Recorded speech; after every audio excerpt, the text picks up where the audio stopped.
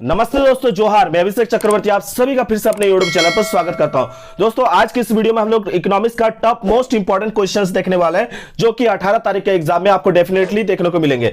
और दोस्तों, आप सभी को मालूम होगा कि साइंस के स्टूडेंट का लगभग जो है जितना मैंने क्वेश्चन कराया था 90% जो क्वेश्चन आपका एग्जाम में देखने को मिला है, और आप लोग का भी एग्जाम में डेफिनेटली देखने को मिलेगा। आप लोग प्लीज जाके प्लेलिस्ट में विजिट कीजिएगा, आपको सारे इकोनॉमिक्स के इंपॉर्टेंट सीरीज मिल जाएंगे। चलिए दोस्तों, आप सभी के डिमांड पर जो है इकोनॉमिक्स का मैंने सीरीज लाया, और ये सीरीज आपके लिए कंटिन्यू जारी रहेगा। बस आप सभी का जो है अपना प्यार और सपोर्ट बनाकर रखिएगा। आप लोग इस सीरीज को चाहते हैं या नहीं, नीचे कमेंट करके बताइएगा। आज से ये सीरीज जो है स्टार्ट हो रहा है, जो कि 18 तारीख तक ये चलेगा। आप लोगों के एग्जाम से पहले तक कोशिश ये रहेगी कि जितने भी कंटेंट है आपको कंप्लीट करवा दिया जाए, और जल्द से जल्द जो है आप लोग को प्रैक्टिस भी करवा दी जाए। अगर प्रैक्टिस करना चाहते हो तो नीचे डिस्क्रिप्शन में एक लिंक दिया गया है, आप लोग नया चैनल का, उसको जाके आप लोग सब्सक्राइब कर लीजिएगा। 1000 जैसे कंप्लीट होता है, मैं उस पर लाइव क्लासेस लेकर आप लोग का लाइव टेस्ट भी लूंगा। तो चलिए दोस्तों, स्टार्ट करते हैं। दोस्तों, पहला क्वेश्चन आज की इस वीडियो का इंपॉर्टेंट क्वेश्चन, जो कि आपके एग्जाम में काफी ज्यादा आप लोग को देखने को मिलता है। क्या पूछा गया देख सकते हैं। अर्थशास्त्र का जनक किसे कहा जाता है? Who is known as father of economics? दोस्तों, ये क्वेश्चन कई बार हर साल में एग्जाम में आप लोग को देखने को मिला है। तो दोस्तों, इसका बिल्कुल करेक्ट आंसर क्या हो जाएगा? Adam Smith. दोस्तों, आप सभी को मालूम होना चाहिए एडम स्मिथ के बारे में कि एडम स्मिथ को जो है इकोनॉमिक्स का पिता के रूप में जाना जाता है। Adam Smith is known as the father of economics. ठीक है, उनसे रिलेटेड आपका क्वेश्चंस एग्जाम में देखने को मिल सकता है। कैसा क्वेश्चन पूछा जा सकता है कि वेल्थ डेफिनेशन, ठीक है, इन्होंने कौन सा डेफिनेशन दिया था दोस्तों? वेल्थ डेफिनेशन दिया था, धन केंद्रित परिभाषा इन्होंने दिया था। कब दिया था याद रखिएगा? 1776 को। ठीक है, थोड़ा तबीयत ठीक नहीं है दोस्तों, अभी भी रिकवर नहीं हो पा रहा, फिर भी आप लोग के लिए जो कोशिश कर रहा हूं कि आप लोग को जितना अच्छा से अच्छा जो है वीडियोस अवेलेबल कराऊं। तो थोड़ा वॉइस पे अगर आप लोग को दिक्कत आ रही होगी तो इसके लिए सॉरी।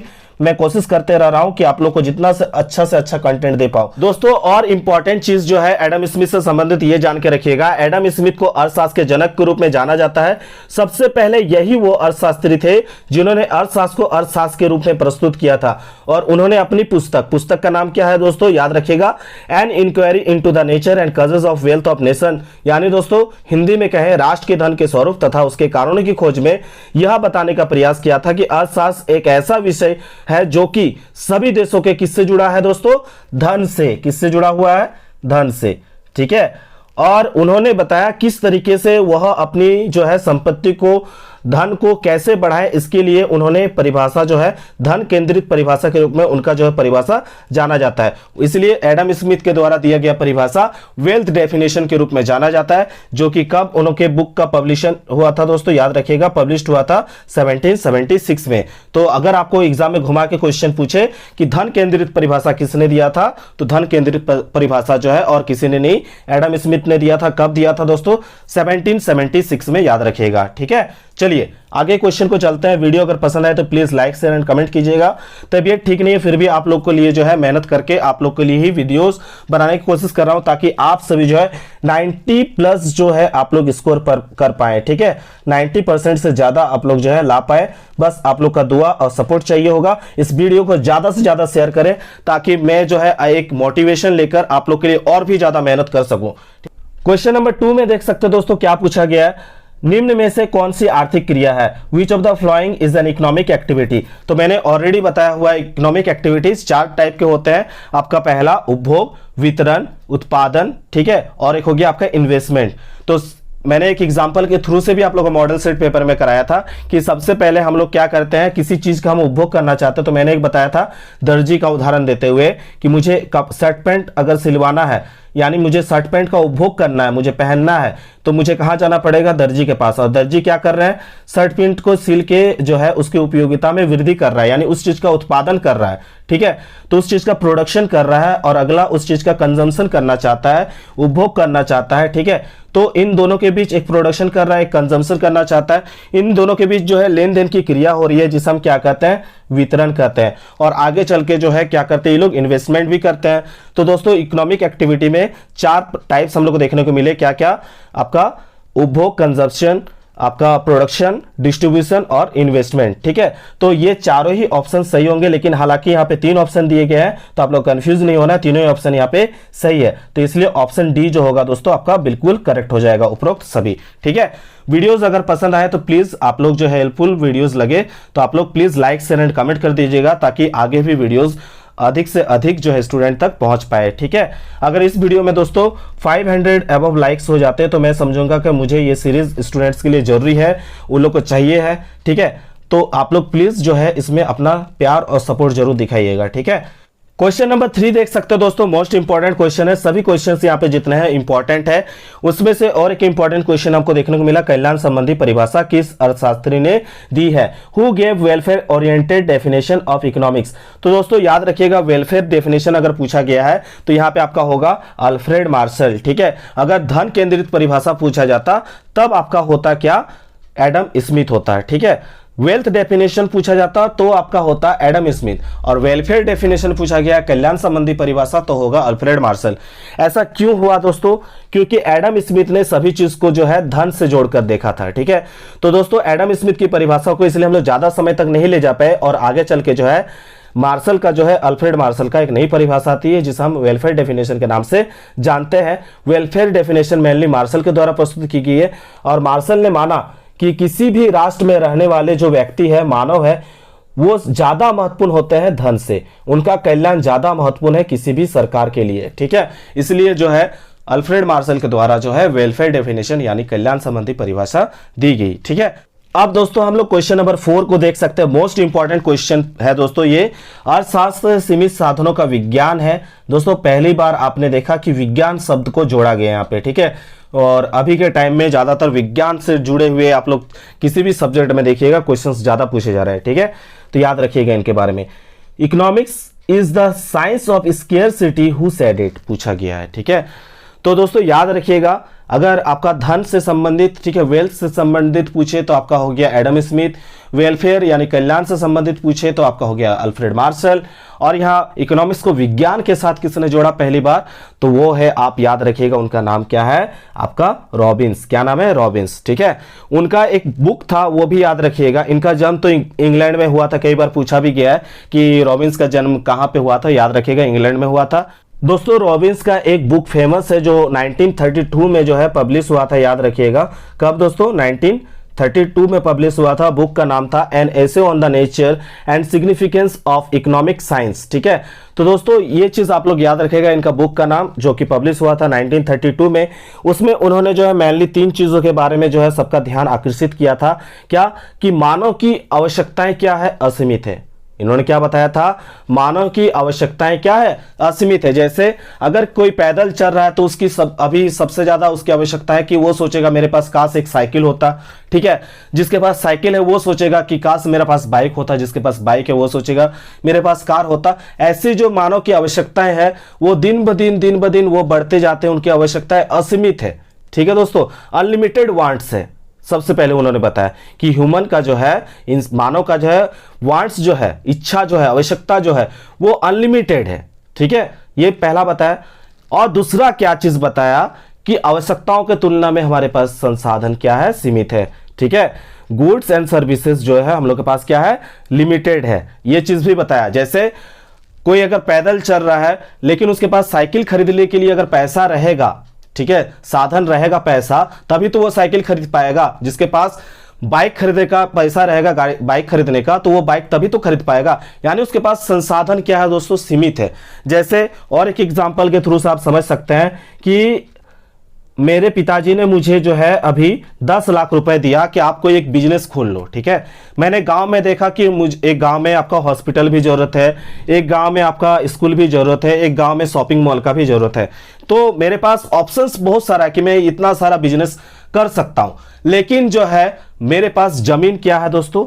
केवल एक ही जगह हमको मिला हुआ है, और मेरे पास जो पैसा भी है वो लिमिट है। मुझे पैसा को किसी एक ही जो है बिजनेस में लगाना है। तो दोस्तों यहां पे आप समझ सकते हैं कि हमारी इच्छाएं असीमित है, ह्यूमन वांट्स जो है अनलिमिटेड है, लेकिन हमारे पास संसाधन जो है, हमारे पास संसाधन रिसोर्सेज जो है वो कम है। वो क्या है दोस्तों? कम है। क्योंकि मैंने यहाँ पे सोच के रखा मुझे स्कूल भी खोलना है, मुझे हॉस्पिटल भी बनवाना है, मुझे क्या करना है, मुझे यहाँ पे एक शॉपिंग मॉल भी ओपन करना है। तो लेकिन मेरे पास जमीन क्या है? मेरे पास जमीन भी सीमित है और मेरे पास पैसा भी सीमित है। ठीक है, लेकिन मेरी इच्छाएं अनलिमिटेड है। अब दोस्तों उन्होंने तीसरा चीज जो बताया, जो कि विज्ञान से आपका इकोनॉमिक्स को उन्होंने जोड़ा, वो क्या है, संसाधनों का वैकल्पिक प्रयोग संभव है। अब दोस्तों मैं देखूंगा कि गांव की प्रायोरिटी क्या है, सबसे ज्यादा जरूरी गांव में क्या है, ठीक है। क्या गांव में पहले से स्कूल है, तब मैं स्कूल को कैंसिल करूंगा, ओपन नहीं करूंगा। क्या गांव में पहले से शॉपिंग मॉल है, तो मैं यहाँ शॉपिंग मॉल भी ओपन नहीं करूंगा। क्या गांव में हॉस्पिटल नहीं है, अगर नहीं है तो मैं किसको चूज करूंगा, हॉस्पिटल को, क्योंकि यहां पे मुझे चॉइस करना पड़ेगा। तो दोस्तों इनके कॉन्सेप्ट से आपको समझ में आ चुका है। अगर मुझे शॉर्ट में इकोनॉमिक्स का डेफिनेशन करना है तो हम लोग क्या कहेंगे, economics is a study of choice. Economics is a study of choice, ठीक है। हमको यहाँ पे मेरे पास जो है, मेरे जो इच्छा है वो असीमित है, मेरे पास संसाधन लेकिन सीमित है, और उसमें से हमको क्या करना पड़ता है, मुझे बेस्ट का चुनना पड़ता है, चॉइस करना पड़ता है। तो इस तरह से हम कह सकते हैं economics is a study of choice. और इन्होंने जो इतना अच्छा से इकोनॉमिक्स का डेफिनेशन दिया कि वो आज भी जो है लोगों फॉलो करते हैं। चाहे आप घर पे देखो, अपने लाइफ में देखो, कहीं ना कहीं हम लोग इस चीज को फॉलो करते हैं। और इसीलिए तो कहा जाता है कि इकोनॉमिक्स पढ़ने वाले लोग कभी भी घाटे में नहीं होते हैं। इसलिए इकोनॉमिक्स का कंसेप्ट आप लोगों को क्लियर होना काफी ज्यादा जरूरी है। इकोनॉमिक्स काफी मजेदार सब्जेक्ट है, बस आप लोग को एकदम आसान और स्पष्ट भाषा में समझना चाहिए, बस, ठीक है। याद रखिएगा, अगर आप लोग चाहते हैं कि मैं क्लासेस लूं तो प्लीज इस वीडियो को ज्यादा से ज्यादा शेयर कीजिएगा। तो दोस्तों इसका आंसर अभी आप लोगों को मालूम चल चुका होगा कि क्या होगा करेक्ट आंसर। ऑप्शन जो है आपका डी जो होगा ये करेक्ट होगा, ठीक है। अगले क्वेश्चन पे चलते हैं। इंपॉर्टेंट क्वेश्चन यहाँ पे क्वेश्चन नंबर 5 में पूछा गया है कि अर्थशास्त्र की कल्याण संबंधी परिभाषा किस अर्थशास्त्री द्वारा दी गई। अभी मैंने बताया कल्याण संबंधी परिभाषा, ठीक है। क्या पूछा गया, अर्थशास्त्र की कल्याण संबंधी परिभाषा। फिर से वही क्वेश्चन जो है आपका यहाँ पे रिपीट आपको देखने को मिल रहा है, तो क्या हो जाएगा, मार्शल, ठीक है। चलिए नेक्स्ट क्वेश्चन पे चलते हैं। अर्थशास्त्र एक वास्तविक विज्ञान है। क्या पूछा गया है, अर्थशास्त्र जो है एक वास्तविक विज्ञान है, ठीक है। तो यहाँ पे आपका करेक्ट आंसर जो 6 है, इसका करेक्ट आंसर क्या हो जाएगा दोस्तों, ऑप्शन सी जो होगा यहाँ पे बिल्कुल करेक्ट होगा, रॉबिन्स, ठीक है। विज्ञान से किन्होंने पहले जोड़ा, विज्ञान से जो है आपका रॉबिन्स ने जो है पहले इकोनॉमिक्स को जो है विज्ञान से जोड़कर देखा, ठीक है। क्वेश्चन नंबर 7 पे चलते हैं दोस्तों। क्या पूछा गया, अर्थशास्त्र आदर्श विज्ञान है। जब आदर्श विज्ञान जोड़ देगा तो वहां पे आपका रॉबिन्स नहीं, वहां पे क्या होगा, पीगू जो होगा करेक्ट होगा। इस चीज को आप ध्यान रखिएगा। मैं इससे रिलेटेड भी एक वीडियोस लाऊंगा जिसमें आपको कंसेप्ट क्लियर हो जाएगा, ठीक है। चलिए आगे क्वेश्चन को देख लेते हैं। क्वेश्चन नंबर 8 पे देख सकते क्या पूछा गया, अर्थशास्त्र कला और विज्ञान दोनों है, यह कथन किसका है। बहुत ही ज्यादा इंपॉर्टेंट और एग्जाम में आने वाला क्वेश्चन है, ठीक है। क्वेश्चन नंबर 8, तो याद रखिएगा इनका जो है करेक्ट आंसर हो जाएगा कला और विज्ञान के रूप में जो है पहले बताया है आपका मार्शल ने। अगर केवल विज्ञान पूछे तो आपका होगा कौन, रॉबिन्स। अगर आदर्श विज्ञान पूछे तो पीगू, और आपका कला और विज्ञान दोनों पूछे तो आपका होगा मार्शल, ठीक है। चलिए आगे क्वेश्चन को देख लेते हैं क्या पूछा गया। क्वेश्चन नंबर 9 में देख सकते हो दोस्तों, पूछा गया अर्थशास्त्र की आधुनिक परिभाषा को किस नाम से पुकारा जाता है। Which name is given to modern definition of economics. तो सबसे पहले आप सभी को मालूम होगा दोस्तों कि एडम स्मिथ के द्वारा जो है दिया गया था धन केंद्रित परिभाषा, ठीक है। अल्फ्रेड मार्शल के द्वारा कल्याण केंद्रित परिभाषा दिया गया था, यानी आपका वेलफेयर डेफिनेशन दिया गया था। उसके बाद दोस्तों रॉबिन्स के द्वारा स्कैरसिटी डेफिनेशन दिया गया, ठीक है। उसके बाद आते हैं आपका सैमुअलसन, जिनके द्वारा दिया गया है विकास केंद्रित परिभाषा। क्या दिया गया, विकास केंद्रित परिभाषा, ठीक है। तो यहाँ पे जो आपका क्वेश्चन नंबर 9 का जो आंसर होगा दोस्तों, क्वेश्चन नंबर 9 का आंसर क्या हो जाएगा, आप सभी को मालूम चल चुका है, ऑप्शन डी जो होगा करेक्ट हो जाएगा, ठीक है। इसके बाद दोस्तों देख सकते हैं क्वेश्चन नंबर 10 में क्या पूछा गया है, आर्थिक विकास के लक्ष्य को प्राप्त करने के लिए मुख्य समस्या साधनों के विकास एवं वृद्धि की होती है। यह कथन किसका है, to achieve the aim of economic development the main problem is the growth and development of means who said it. तो ये क्वेश्चन आप सबके लिए दोस्तों नीचे आप लोग कमेंट करके बताइएगा कि इन चारों में से किसका ये डेफिनेशन है, ठीक है। चलिए आगे क्वेश्चन को देख लेते हैं क्या पूछा गया। एडम स्मिथ की वेल्थ डेफिनेशन कब प्रकाशित हुई। देखिए मैंने क्या कहा कि केवल नाम याद नहीं रखना है, उस के नाम से, जिन्होंने परिभाषा दिया है उनके नाम से रिलेटेड आपको सभी चीज़ें, सभी बातें याद रखनी है। तो आप लोग इकोनॉमिक्स का प्लेलिस्ट में जाइएगा, हर एक का जो है वीडियो बना हुआ है, आप लोग उसे चेकआउट कर लीजिएगा, ठीक है। तो यहाँ पे पूछा गया एडम स्मिथ की वेल्थ डेफिनेशन कब प्रकाशित हुई। तो मैंने ऑलरेडी जो है आप सबको बताया कि एडम स्मिथ के द्वारा दिया गया परिभाषा जो है 1776 में जो है परिभाषित उन्होंने किया था, क्या, वेल्थ ऑफ नेशन। उनका बुक का नाम याद रखिएगा, an inquiry into the nature and causes of wealth of nation, जो कि पब्लिश हुआ था बुक कब, 1776 में, ठीक है। चलिए नेक्स्ट क्वेश्चन को देख लेते, क्या पूछा गया है, आर्थिक क्रिया को व्यष्टि एवं समष्टि में किसने बांटा। ये क्वेश्चन दोस्तों आया हुआ था साइंस और कॉमर्स स्ट्रीम वालों का, ठीक है। Who divided economic activity in micro and macro, ठीक है। तो दोस्तों इसका करेक्ट आंसर क्या हो जाएगा, बिल्कुल रेगनर फ्रिस जो होगा ये करेक्ट हो जाएगा, ठीक है। मैं इस पर भी एक सेपरेट वीडियो जो है लाने वाला हूं, बस थोड़ा सा तबीयत को थोड़ा रिकवर होने देता हूं और आप लोग को जो है हर एक का वीडियोस अवेलेबल कराया जाएगा 18 तारीख से पहले, ठीक है। तो आप लोग का अगर प्यार और सपोर्ट बना रहा तो मैं इस पर काम करने का कोशिश करूंगा। क्वेश्चन नंबर 13 देख सकते हैं दोस्तों, क्या पूछा गया, अर्थशास्त्र का सार क्या है। तो क्वेश्चन नंबर 13 का जो है आंसर दोस्तों क्या हो जाएगा, ए और बी जो है दोनों ही करेक्ट होगा। दुर्लभता भी जो हम लोगों ने जाना और चॉइस के बारे में भी जाना, चयन के बारे में भी जाना, तो दोनों ही ऑप्शन जो है आपका करेक्ट हो जाएगा, ठीक है। क्योंकि संसाधन क्या है, दुर्लभ है और उसमें से हमें संसाधनों को क्या करना पड़ता है, चुनना पड़ता है कि कौन अभी तत्काल के लिए मेरे लिए जरूरी है, ठीक है। तो आपका दुर्लभता भी सही है और चयन भी सही है, तो यही आपका अर्थशास्त्र का सार है, ठीक है। तो option B, A and B both are correct, ठीक है। चलिए आगे क्वेश्चन को देख लेते हैं। फिर क्वेश्चन पूछा गया राष्ट्रीय आय किस शाखा में सम्मिलित है, in which branch national income is included. तो दोस्तों इसका करेक्ट आंसर क्या हो जाएगा, जब हम व्यक्तिगत बात करेंगे, व्यक्तिगत और व्यष्टि सुनने में एक जैसा लग रहा है, ठीक है, तो वो आ जाएगा आपका व्यष्टि अर्थशास्त्र में, ठीक है, माइक्रो में। लेकिन जब हम पूरा होल बात करेंगे, पूरा संपूर्ण बात करेंगे किसी देश का अर्थव्यवस्था का, तब वो आ जाएगा किसमें दोस्तों, मैक्रो में, यानी समष्टि अर्थशास्त्र में। तो राष्ट्रीय आय केवल जो है आपका एक जगह, एक व्यक्ति विशेष का नहीं होता है, पूरा होल देखा जाता है, संपूर्ण का बात करते हैं। जब हम संपूर्ण का बात करते हैं, स से संपूर्ण, स से समष्टि, याद रखना है, व से व्यक्ति, व से व्यष्टि, व से व्यक्तिगत, व से व्यष्टि, याद रखिएगा, ठीक है। स से संपूर्ण, ठीक है, और स से समष्टि, ठीक। चलिए नेक्स्ट क्वेश्चन को देख लेते हैं, क्या पूछा गया है। क्वेश्चन नंबर 15 में वेल्थ ऑफ नेशन पुस्तक के लेखक कौन है। फिर से वही क्वेश्चन, ठीक है, कैसे क्वेश्चन को घुमाया जा रहा देख रहे हैं, ठीक है। और बच्चे हड़बड़ा जाते हैं कि ये क्वेश्चन तो हमने पढ़ा ही नहीं है, जबकि मैंने ऑलरेडी समझाया, ध्यान से सुनिएगा तब तो दोस्तों इसका आंसर आप लोगों ने जो नीचे कमेंट करके दिया होगा, मुझे पूरा विश्वास है, तो जिन्होंने ध्यान से सुना होगा उन्होंने जरूर इसका जो है कमेंट करके आंसर दे दिया होगा। ये क्वेश्चन आप लोग के लिए है, ठीक है, क्योंकि मैं ऑलरेडी समझा चुका हूं। फिर आ गया रिपीटेड क्वेश्चन, क्वेश्चन नंबर 15 और 16 आप सबके लिए है दोस्तों, नीचे कमेंट करके बताइएगा, क्योंकि मैंने स्टार्टिंग क्वेश्चन में आप लोग को इसके बारे में एक्सप्लेन करके बता दिया था कि अर्थशास्त्र धन का विज्ञान है। यह कथन किसका है, economics is a science of wealth, who said it. नीचे कमेंट करके जरूर बताइएगा।